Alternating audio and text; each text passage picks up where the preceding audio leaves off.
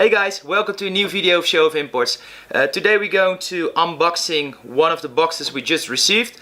As you can see, we received some Enkei wheels and I will show you what's inside the box.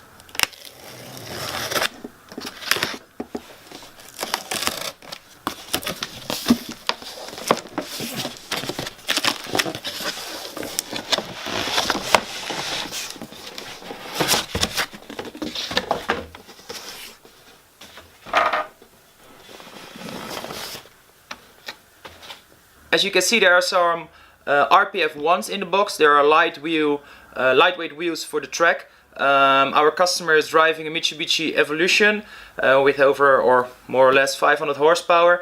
He needed some really light wheels, so he decided to buy the RPF1s. They are 17 inch, 10G wide, offset is 18.